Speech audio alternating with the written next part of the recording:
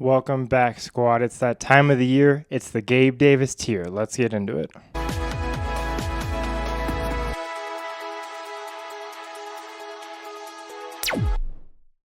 It is my favorite time of the year, y'all. It is the Gabe Davis tier video. So for those of you who don't know, the Gabe Davis tier, or Mr. Inconsistent 2026, every year I take one, either like person, player, or like a group of players to be Mr. Inconsistent. Mr. Gabe Davis himself is always the example, because do you trust Gabe Davis? Certainly not, because he could get you 27 points in a week. Even last year he was doing that, which is crazy. But he'll also have weeks he'll have 3 targets and 2 catches and 3 points. So you just never know with Gabe Davis, and you're never going to know with these picks. So my first year, I picked the Green Bay Packers wide receiver room. Great pick. Last year, I picked Xavier Worthy. Also good pick, which I felt good about. Injuries kind of played into that, but I've actually loosened up on the Packers since then. These are not permanent decisions, especially because Romeo Doubs is gone. Still don't feel great about them, but better than I did last year. And this year we have another group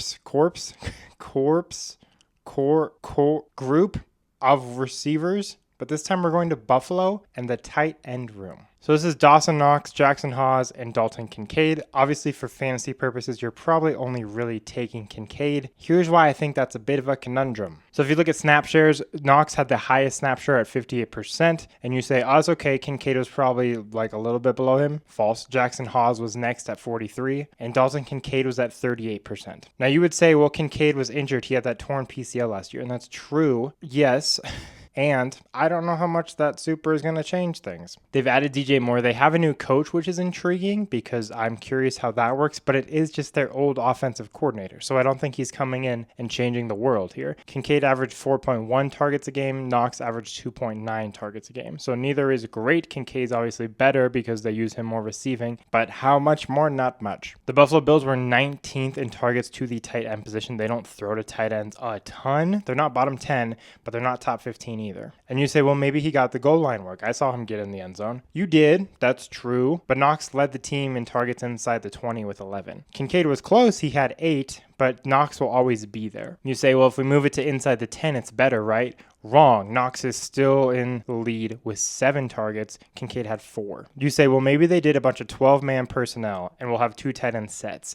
Last year, they ran 11-man personnel 60% of the time, which puts them in the top 15, I think 13th or 14th. The Bills have the second highest run play percentage of anyone in the NFL last season, just under 50%. Every other play is a run. Josh Allen will also scramble. James Cook is there. They have committees at every freaking position except for quarterback. Even James Cook, who's good, is still getting on the field like 60% of the time. So what you're banking on if you draft Kincaid, and he's cheap, like he's not that he's expensive or risky or anything like that, and I love Dalton Kincaid, but if you draft him, you're hoping that A, he gets on the field more, just generally, right? Hawes is the tight end blocker. Knox is the veteran. Kincaid's the catcher, right? We know that. You're hoping he gets in the end zone, and you're hoping he's on the field to begin with. You need upwards of 50% to produce something of consistency. And 2, you hope that he's not injured anymore. And it sounds like he's doing better, which is good, but you need to see it and him to show it by being on the field. It's not that Knox and Hawes will have amazing games, but Hawes might get into the end zone, or Knox might, or Kincaid might. Kincaid might have a huge game, but you might bench him, right? They might just go between the guys, depending on who's the hot hand or who's the good blocker. Kincaid is not the blocker that Hawes is. You could hope that Dawson Knox gets cut, but he just signed a 3-year deal, so I don't super think that's going to happen. But if he does, that would change things, obviously. Or, and I wouldn't hope for this, but you could anticipate an injury. If Dawson Knox gets hurt, Kincaid would step up and probably be in that 60% snap range, which is huge for him. Like, so much better. Do I think that will happen? Probably not. And you're banking on someone to get injured, which is never a fun game to play. But if you want to play that Russian roulette game, sure. For me, I just don't trust this tight end room. I don't super trust the wide receiver room, but that's a different conversation for another day. If I'm taking anyone on the Bills, it's Josh Allen or it's James Cook. And that's pretty much it. But especially avoiding this tight end room. If Kincaid's free on waivers, sure, I might throw him on my bench. I don't think he will be. I think someone will pick him up and draft him in most